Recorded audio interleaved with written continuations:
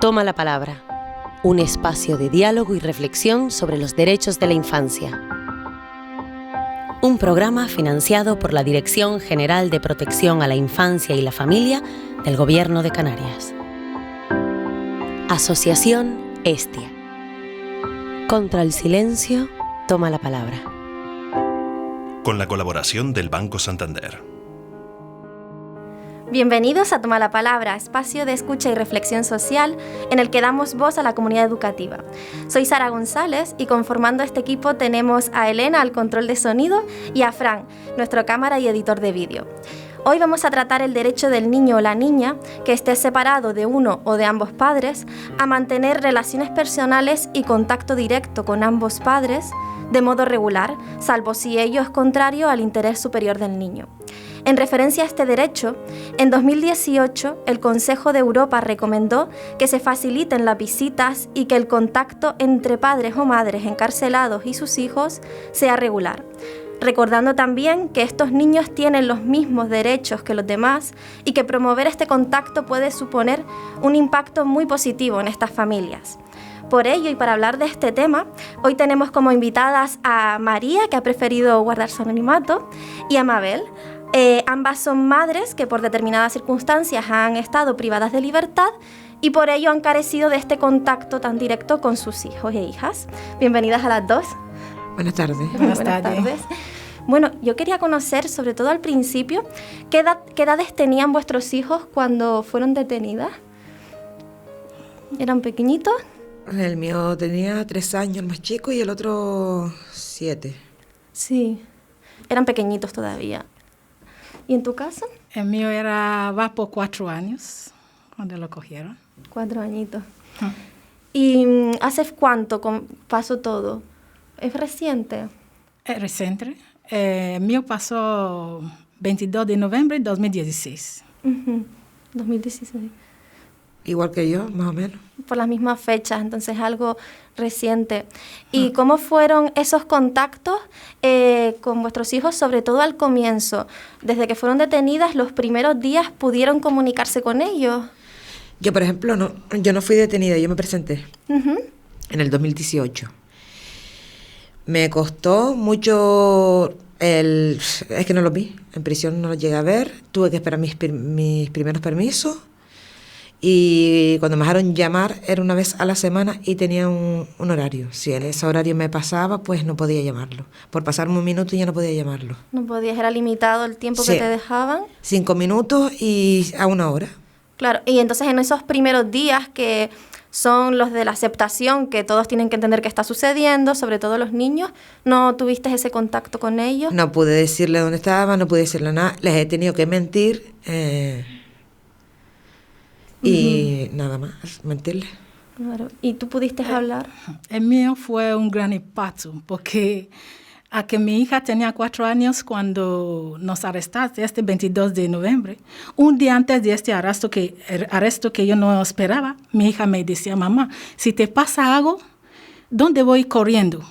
Yo decía, mi hija, si te pasa algo, mira, a casa de Hugo, vete corriendo ahí, me dice, escuela. Yo sé dónde tú puedes llegar, vale, mi hija. Y este día, te lo juro que yo no sé qué va a pasar.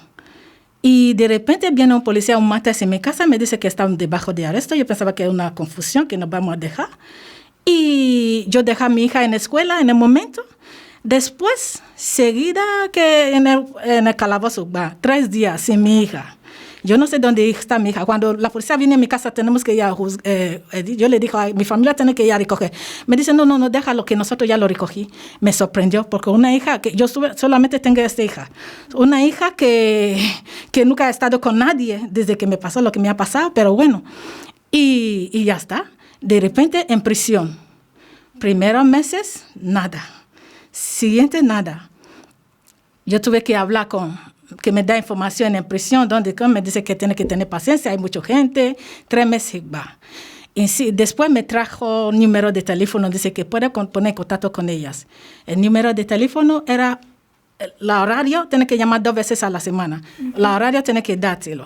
Y este horario se llama, ella no está en un parque o lo que sea, tú no vas a poder hablar con mi niña en este momento.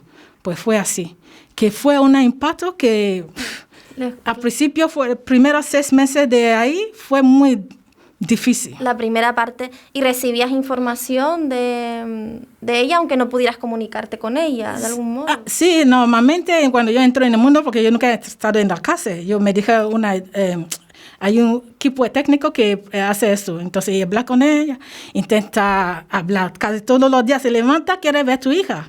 Entonces, hay manera que tú puedes hablar con ella, no puedes hablar con ella. Si te habla, levanta la voz, lo que sea, o presiona a ellos. Hay una cosa que se llama un parte, que te puede dejar un parte. Tienes que hacer lo que ellos digan. Ahí. Vale. Y así, paciencia, los 6 meses después yo puedo poner en contacto con mi hija. Meses. Sí. Y durante este proceso, ¿con quién han estado vuestros hijos? Mis hijos, por ejemplo, han estado con la tía por parte del padre.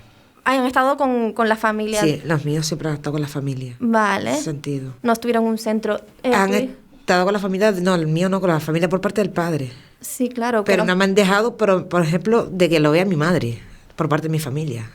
Han limitado esas visitas Sí. al resto de la familia. Sí, por ejemplo, mis hijas sí, las hermanas sí van a verlo y todo el tema, pero, por ejemplo, yo quiero ir a verlo, quedo con él en un punto de encuentro, tengo que avisar si llevo a mi hija, que es de la familia, digo yo, y todo el tema ese. Son cosas que uno no entiende. Claro.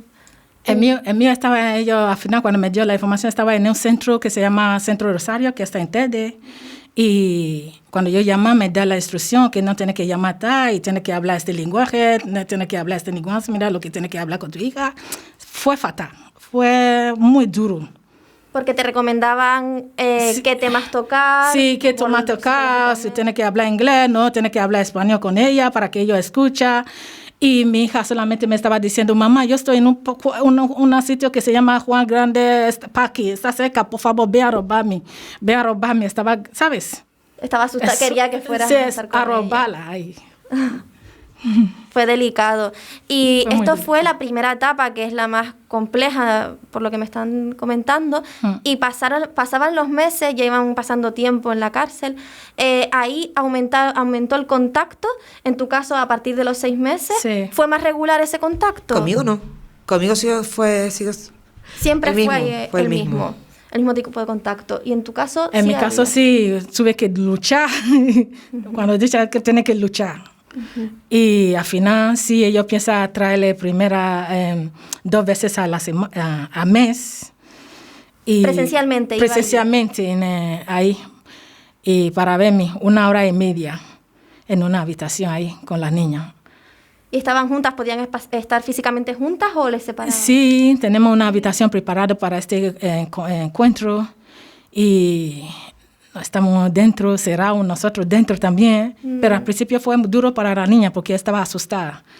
Y yo recuerdo un día, la primera vez, cuando yo me voy a salir, primero la persona me dice, sal primero tú, y después se cierra las 2 dentro, y mi hija estaba gritando, no, yo no tengo que estar aquí. Como yo me voy, se asustó que la puerta estaba cerrada. Fue duro. La adaptación duro. para los niños, entender Sí. qué está sucediendo, por qué mi madre está ahí, No sabe. debe ser difícil. Entonces, presencialmente, tú sí tuviste visitas Sí. regulares. Sí. Y tú no tuviste ningún tipo de visita. Ninguna. De ningún tipo. Y luego cuando ya comienzan los permisos, ya la condena va avanzando y ya tienen unos permisos, ¿allí puedes visitarle? ¿Ya una Tuve vez la fuera? visita fuera 1 hora. Lo peor de todo es que te dicen ellos mismos que no mientas y después te dicen que mientes en la situación que está. Prefieren que no comenten con sus hijos Claro, el por y ahí qué. estás mintiéndole a tus hijos. Si tú eres la primera que dices que no puedes mentirle a tus hijos, y después te dicen, te obligan a mentir, te obligan a decirle lo que tienes que decirle tú a tus hijos. Y consideran que es importante que los hijos sepan el motivo y ser sincero con los hijos, o depende de la edad que ellos puedan entenderlo. Pues, Depende un poco de muchas Un poco cosas, de todo, ¿no? Un poco de todo, pero Claro. Pero eso al principio yo lo veo muy difícil, ¿no? Pero cuando comienza el programa de Estia, De padre y ella madre. estaba viniendo de padre y madre, nos enseña a ser sincero con los niños. Entonces Claro. ahí donde yo empecé a contar a mi hija lo que había. Al principio no tenemos esta información y no sabe cómo tratar con ellos. Claro, es decir, que gracias a este proyecto Al programa, que ayuda sí, que a nos la ayudó, familia sí. a relacionarse. Se relacionan bien, cómo puede hablar con ellos, cómo puede tratar a ellos, ser sincero con los niños. Incluso hicimos un programa, cómo actuamos y todo. Sí, fue genial.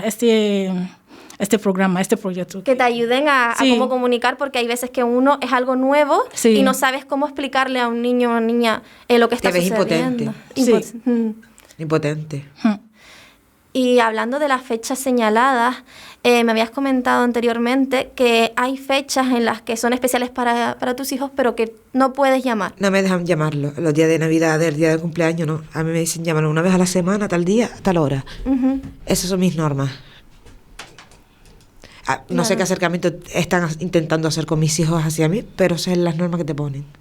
Y es importante que ese contacto continúe. ¿Y cómo actúan los niños? Ya cuando iban encontrando, en la primera etapa, ¿cómo actuaban? En tu caso se asustaba, En mis casos, ella se asustaba. pero después fue entendiéndolo todo. Sí, un poquito, y se adaptó. Poco a poco lo va viendo normal. Sí, nomás que aunque uno sufre porque tú ves a tu hija no es como estabas antes, porque en mi caso nuestro pelo es si no cuida nuestro pelo es mal. Entonces su pelo estaba muy mal cuidado. Ella no tiene producto para hacer nuestro pelo. Entonces cuando ella se vaya yo sufro más. ¿Te impresiona verla? Sí, aunque cuando yo lo veo, mi lágrima se pone así, me dice, mamá, tú estás mojado. Yo sé, no, es que yo puse gota en la cara. Dice, sí. Ese otro tema que quería comentarles, y es que realmente, aunque haya un apoyo detrás, profesionales, trabajadores que estén con vuestros hijos, si están en un centro, los psicólogos, todo ese apoyo que está muy bien y prestan unos servicios, pero hay cosas que realmente solo unos padres pueden dar y pueden ofrecer. ¿Qué sentían ustedes que podían estar dándole a sus hijos y que ellos no tenían? Por ejemplo, en tu caso, has comentado ese cuidado especial porque tiene un pelo diferente, necesita más atención, ¿no? Estaba mal. Estaba sucio, no estaba bien cuidado, ¿sabes? Es complejo. Uno sufre cuando ve eso. Yo hasta ahora, cuando yo salí, ahora yo viendo fotos de cuando estaba en el centro, yo rápidamente paso a mi teléfono y no quiero verlo, porque me da un ataque de algo. De impotencia, claro. Sí. A mis hijos como si le obligaran a hacer las cosas que ellos dicen, ¿sabes? No los dejan expresarse, no dejan que me cuenten cosas, no sé. ¿Te gustaría que te facilitaran esa comunicación? No, es que, fueran más libres? claro, no, que me dejaran estar con mis hijos tranquilamente. Aunque sea telefónicamente, pero de algún modo que sea más libre. Sí, es que yo no entiendo que te quiten el día de Navidad, que no puedas llamar tú a tus hijos. Es que, vamos, es que no entiendo. Claro. O que tú un día no puedas llamar a la hora y no puedas llamar porque tienes es que no sé cómo es el acercamiento que quieren ellos, pero eso no creo que sea el correcto. Al final, cuando un padre o madre entra en prisión, es esa persona que cumple condena, pero de algún modo lo está haciendo su familia porque está siendo afectada directamente. Y que todos somos humanos, todos Sí. cometemos errores, pero eso no nos da derecho a... Eso es como entrar en prisión, es doble condena. Sabes que es tu hija. Es que no sé lo que hemos hecho, lo que sea, porque estamos en prisión. Eso no tiene nada, pero hay que saber que tú tienes una hija que necesita ver a su madre, que puede pasar algo, de repente, ¡bam! No sabe lo que está pasando. Pero yo creo que hay que facilitar cosas a las madres y los padres que están en prisión, porque te lo digo yo, hay mucha gente ahí que está sufriendo, hay mucha gente que nunca puede ver a sus hijos, no sé cualquier razón. A veces al principio yo también me pasó lo mismo, que no puede hablar con mi hijo, hasta que los centros empiezan a venir, y después ella empieza a conocerme un poquito, porque me dice, nosotros ya sabemos que tú no tienes nada, eres una mujer muy responsable, porque se ve en tus hijos, antes que me puedes dar la llamada que yo necesitaba. Como que se aseguraron primero de que no ibas a afectar a tus hijos al verles. Sí, Y después siempre me dice ahora, mal, ahora nosotros vemos que aquí tú no tienes nada ni nada y ve que tú eres muy responsable, se nota en tu hija. Claro. Y ahí donde ellos me empiezan a dar la puerta abierta, yo puedo hablar con mi hija. Te dieron esa cuando facilidad. Llama, sí. Y luego hay varias formas de comunicarse. Está la telefónica, por carta y también pueden ser las visitas. ¿Por carta te podías también comunicar? Tampoco. Es decir, solo telefónicamente. Telefónicamente y cuando tenía la visita. Claro. Y hasta el día de hoy sigue siendo así. Porque ahora ya que están en libertad, no vuelves a vivir con tus hijos. No, tengo que seguir haciéndolo igual. Igual, vale. ¿Se prevé un cambio? ¿Tienes la esperanza de que Claro, mis hijos los cambie, recuperaré, ¿no? pero al paso de que ellos digan, no al paso que tú quieres. ¿Y tú pudiste volver con tu hija? Gracias a Dios que antes de tiempo que yo salía, su padre de mi hija lo retiraron, lo quitaron del centro. Entonces estaba con el padre de mi hija. Vale. Porque vale. yo le cedí desde ahí mi custodia a él para que él pueda recoger a la niña. Porque la niña me lo dice, mamá, quítame del centro, es que... Entonces la custodia pasó al padre para que sí, pudiera estar enseguida, con él. porque la niña me estaba diciendo, mamá, yo quiero salir del centro. Entonces no sé cuál razón, pero bueno. Y una vez estuviste en libertad, volviste a vivir con ella. Sí, pero llamando al centro, ellos se asustaron porque no sabía que yo salía por fuera. Llamando a ella dice, ¿tú estás con la niña? Dice, sí. Dice, ¿por qué tú haces las cosas en tu manera? Yo dice, ¿por qué? Me dio libertad total. Yo no tengo ninguna restricción a mi hija. ¿Y por qué? Dice, no, es que no tiene que hacer eso. Yo sé, ¿por qué? Entonces este día yo cogí nervio. Entonces la siguiente dice, mira, yo me voy para que usted me explique por qué yo no tengo que ir donde está mi centro. Yo fui con ella y hablé con ellos. Claro. Me dice, vale, es que ya... Entonces nosotros no sabemos que tú ya salí por fuera. Es que todavía tenemos la acta. Y yo sé, sí, todavía tiene la acta. Bueno. ¿Y se adaptaron bien a volver a vivir juntas? Mi hija, hostia. Mi hija sin mí es que... No sé, mi hija sin mí no es nada, ¿sabes? Que ¿Te necesitaba? Sí, un montón. Es que me quiere un montón que ahora se asusta que no le deja ni una pie. Sí. Qué bueno. Entonces, ¿qué pedirían? ¿Un cambio en el sistema? ¿Algo que modificar? Sí, pues sí. ¿Qué les gustaría pedir ahora que estamos aquí? El cambio ese. Que nos dejen tranquilos con nuestros hijos. Más flexibilidad. Bastante. ¿Pedirías algo? Yo sí. Pediría a que sea lo que los madres o los padres hayan hecho. Ellos bastante tienen para estar ahí, que puede facilitar la relación entre los hijos y padres. Que lo facilitas. Y que no lo haga difícil. Claro. Que los niños y las niñas sigan recibiendo ese cariño y todo eso que cariño. Solo pueden recibir de su familia, en estos casos, de sus padres y de sus madres. Sí. Vale. Pues, y que no mete las cosas en la cabeza de los niños. Como que, por ejemplo, si le ponen a distancia, que no puede ver, porque le dice tu padre está en casa porque es un asesino o lo que sea, pero que no mete eso, por eso no te puede ver. Claro. Porque eso puede destruir los niños. Date cuenta, son el futuro de los niños, estamos hablando. A que sea la razón de que ellos están en prisión. Ellos tienen que facilitar esta relación entre el padre y las hijas.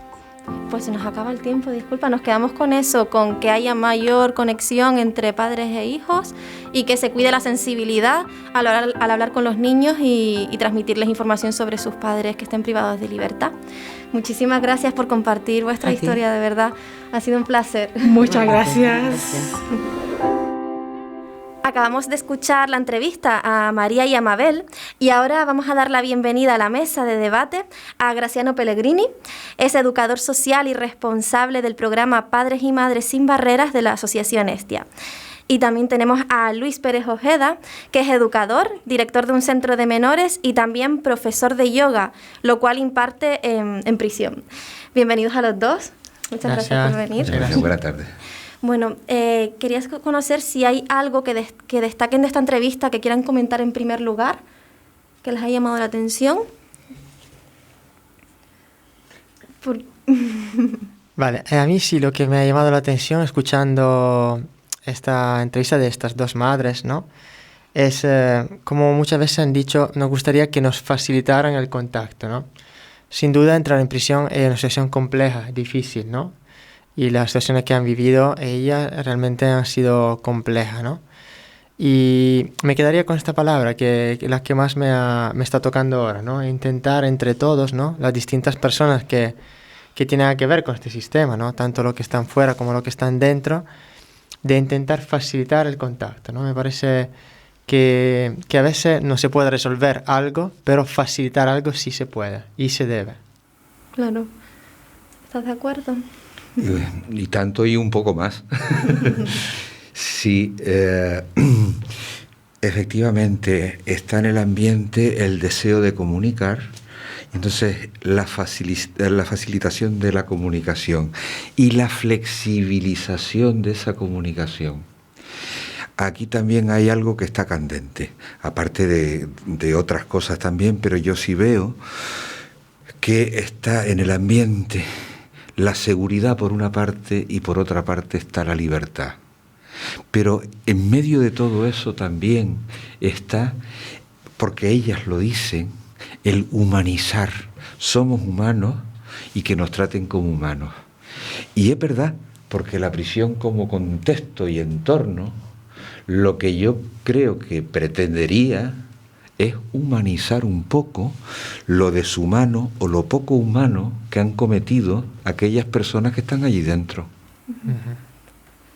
Entre paréntesis, una cosa sí quería decir también.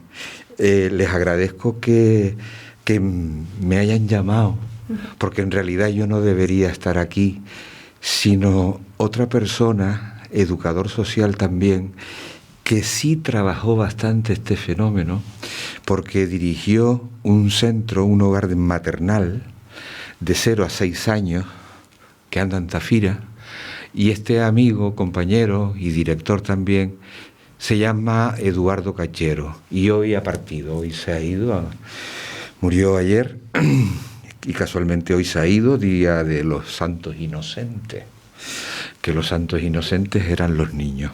Y él también tuvo mucha experiencia en promover y facilitar estos contactos, pero porque la realidad se lo demandaba. Él acogía niños de 0 a 3 años y a veces de 0 a 6 años. Y ese procedimiento de llevar a los niños a prisión o que venga el padre o la madre al centro, también lo vivió, igual que lo he vivido yo, pero él más, ¿no? Y me parece que era el que tenía que estar aquí hoy, y por eso quiero de alguna manera rendirle mi homenaje y mi respeto a Eduardo, que se fue, que fueron 33 años defendiendo los derechos de la infancia, que es de lo que estamos hablando aquí. Pues muchas gracias por ese homenaje a él. Gracias a ustedes. Entonces, tienen ese contacto con estos niños y niñas que en edades pequeñas, por las que has comentado ahora. ¿Qué creen? ¿Cómo creen que afecta esta situación a estos niños? Sobre todo a los más pequeños, luego pasaremos a la adolescencia, porque al final es diferente. Hombre, está claro que un niño necesita de un padre y una madre. Esto no lo digo yo, sino que lo dicen psicólogos, pedagogos mundiales, ¿no? Con evidencia científica, han demostrado la importancia, ¿no? De que los niños puedan crecer con su padre y su madre. De repente esta figura desaparece de una forma un poco rara, ¿no? A veces ni se le comunica, como ella también han comentado, dónde está la madre. El otro día estaba en prisión y escuchaba a una madre que me dijo que cuando la policía entró en su casa, ella le propuso, por favor, si tengo que ir a la cárcel, prefiero que me detengan fuera, no delante de mi hijo que tiene 4 años, ¿vale? Pero la policía le dijo que no, que tenía que detenerla ahí en este momento. Ella no cometió ningún delito de violencia ni ponía resistencia, pero le pusieron las esposas delante de su hijo de 4 años. Y el niño lloraba, llamando mamá, y la policía empujándola fuera, ¿vale? Repito, una señora muy joven que no puso ningún tipo de resistencia, con la familiar que también habían pedido, por favor, de detenerla fuera, no delante de los ojos de los niños, ¿vale? Hoy en día sabemos que hay normativas europeas que también piden a la policía, y yo sé que hay muchos policías que son profesionales, pero quizá otros no sepan, ¿no? De la importancia siempre que se pueda, que no haya una situación de emergencia que lo pida, que también la detención no ocurra delante de los niños, ¿no? Porque esto está claro que deja una marca grande en ellos, ¿vale? A medida que pasa el tiempo de prisión, las familias se van adaptando, ¿no? Y van también descubriendo, sobre todo si tienen la suerte de reflexionar sobre esto, de la importancia de acompañar a los niños, ¿no? Porque cuando un juez condena a una persona a entrar en prisión, lo condena y esta persona cumple una responsabilidad personal que pero tiene una repercusión a nivel sistémico en todos sus hijos, en sus parejas, en su sistema familiar, ¿no? Los niños casi siempre son los más perjudicados porque, como repito, no se entera y muchas veces no están acompañados en esto por el estigma tan fuerte que sigue suponiendo entrar en prisión. Entonces me parece que urge acompañar tanto a las personas que están dentro de prisión como los familiares que están fuera, como los profesionales que tienen que ver con ellos, porque a veces también los profesionales desconocen esta realidad, porque no todo el mundo conoce la realidad de la cárcel. Entonces urge dar instrumentos concretos para acompañar a estos niños, ¿no? Para evitar que el contacto se pueda perder, se pueda interrumpir y con todas las secuelas que esto comporta, ¿vale? Hay evidencia científica también de angustia, de ansiedad, de trastorno del sueño, de la alimentación, de muchos problemas que surgen a nivel de salud mental en estos niños. Claro, entonces sensibilizar y también que los profesionales que estén con ellos reciban una formación acorde a la situación tan delicada y tan nueva para estos niños. Y también el Consejo de Europa, que mencioné al principio, comentaba que en 2018 que a los que trabajan en la cárcel se les prepare para tener ese contacto con los niños que van a visitar a sus padres, que haya zonas habilitadas que sean propicias para que los niños no sufran un trauma, siempre que es verdad que no suponga un riesgo para esos niños esa visita, pero acondicionarlo y darle ese toque más infantil para que ellos no lo sufran tanto, ¿no? Totalmente de acuerdo. Es que fui escuchando atentamente el testimonio de ellas dos, y de la misma manera que ellas fueron exponiendo los problemas, también iban exponiendo las soluciones. Era curiosísimo, ¿no? Pero hay soluciones que no dependen de ellas. Y estoy totalmente de acuerdo contigo, Graciano, e incluso iría siempre un pisco más. En el sentido de, yo creo que cuando partimos del hecho ese, de que la cárcel o la prisión, si sirve para algo, es para humanizar a esas personas, también tenemos que partir del hecho de que los niños y las niñas no se han separado, no se han divorciado de sus padres. Son ellos los que o se divorcian entre sí, o se separan entre sí, o se separan porque la cárcel les separa al niño. El niño debe seguir conservando el derecho a estar con él o con ella. Las formas en que tiene que producirse la garantía de ese vínculo, porque yo no quiero ni hablar de acercamiento, porque cuando se habla de acercamiento es que se parte de que están distanciados. Digo, no, lo que hay que hacer es normalizar dentro de una situación anormal el vínculo que siguen teniendo y que en este momento se ha paralizado. No se ha roto, se ha paralizado. Entonces, el hecho mismo del punto de encuentro, efectivamente, lo dicen ellas. Ellas hablan de los sustos, del terror que provoca la situación, del sufrimiento que produce todo esto y del sufrimiento que les está produciendo a los propios niños. Es decir, que la conciencia de madre o de padre no se pierde nunca aunque tú estés enrejado. Yo lo tengo clarísimo, ¿no? Entonces, a mí en ese sentido yo apoyo todos los testimonios que estaban planteando porque es del sentido común y sobre todo de lo que sienten. Es una intervención llena de pasión, de lo que sienten, no de lo que piensan. Lo que piensan somos nosotros los que estamos ahora aquí pensando. Pues sí, Mabel hablaba de que pasó 6 meses sin poder contactar con su hija. Son muchos meses para una niña de 4 años. ¿Qué habría que cambiar ahí? ¿Qué facilidades se pueden aportar? ¿Se les ocurre algo? Bueno, antes hablábamos de facilidades. Es cierto que el esfuerzo tienen que hacerlo desde distintos puntos de vista. Es decir, la institución cárcel tiene que hacer esfuerzos, porque yo entiendo que coordinar las visitas de 800 personas no es fácil, ¿no?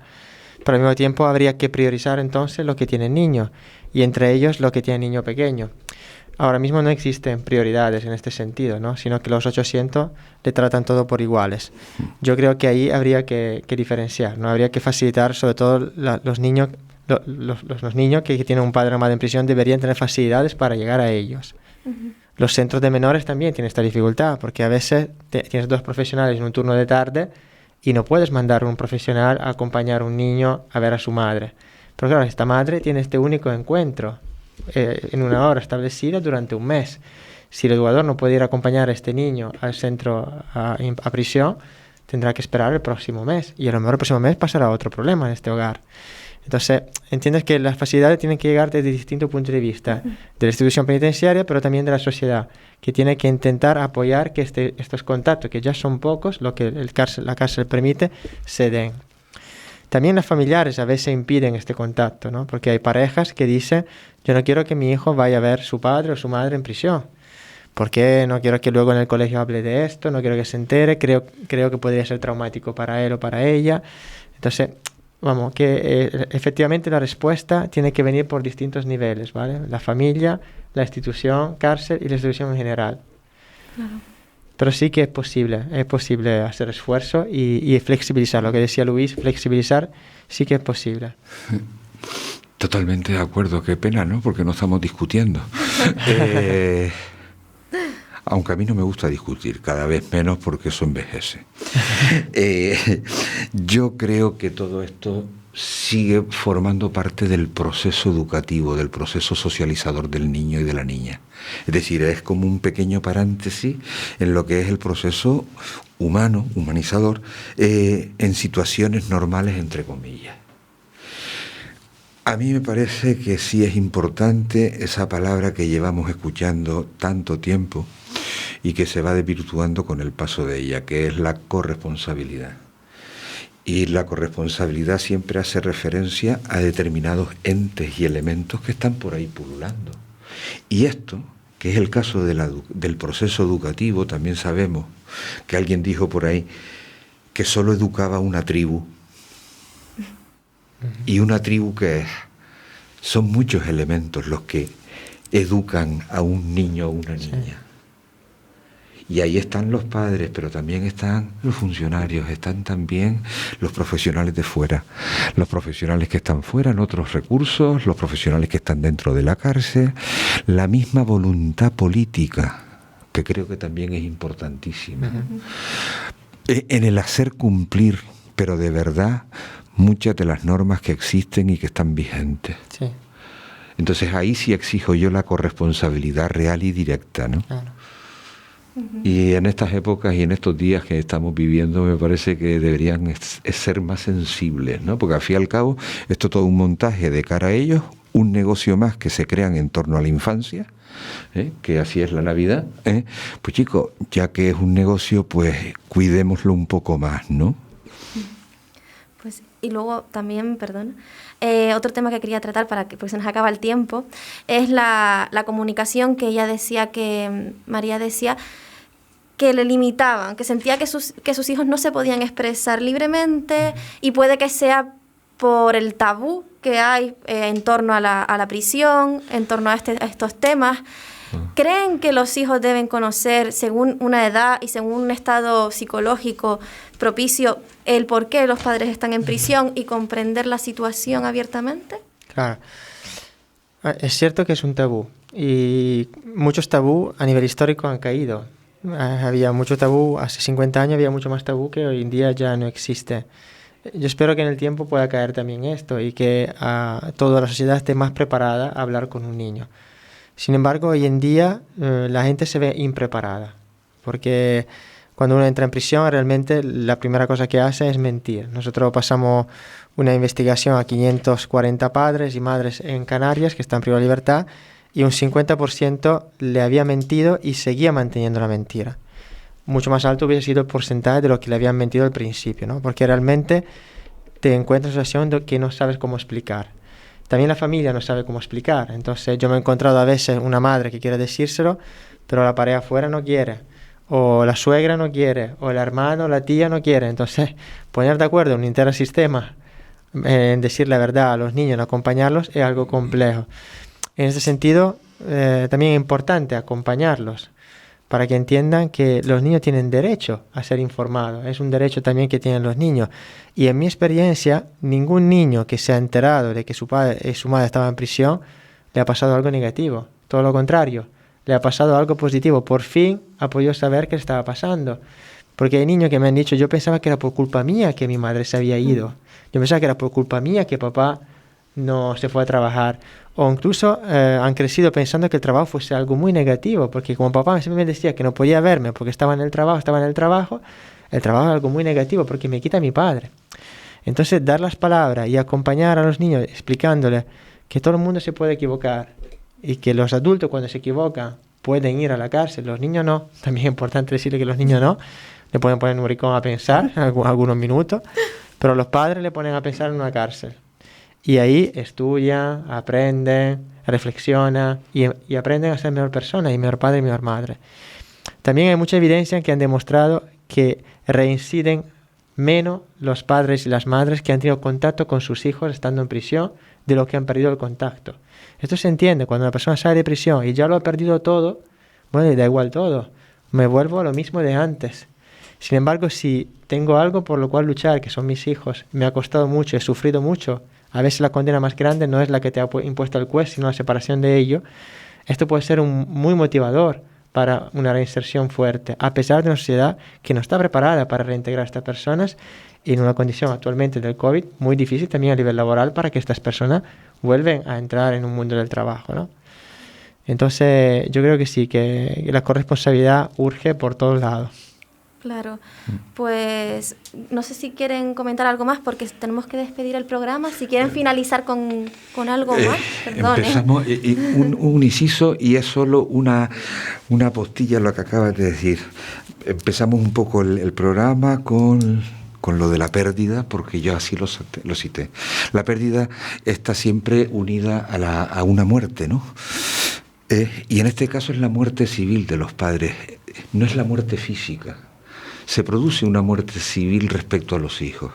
Yo creo que la única manera de romper ese tabú, que es uno de los tabús que en este siglo, y creo que en este siglo terminará de desmontarse ese tabú, es la muerte. Podemos y debemos seguir hablando de la muerte. Entonces, en ese sentido, hay que ir a la raíz. Y yendo a la raíz del problema, de la situación de esa familia, yo creo que desmontamos también la gran mentira, que es otra de las palabras que pulularon durante todo el programa. Para mí esto es un programa verdadero. Sí, claro. Es real. Es la vida. Gracias. Sí, es la vida, porque exacto. Es la vida. Sí. Contar experiencias reales y romper tabús y... Sí. Y visibilizar lo que no se ve. Sí. Creo que muy pocas personas, viendo el telediario, cuando escuchan a esta persona entrar en prisión, se ponen la pregunta, ¿y tendrá hijos? ¿Y sus hijos qué edad tendrán? ¿Y qué estarán pensando? ¿Y cómo lo estarán pasando?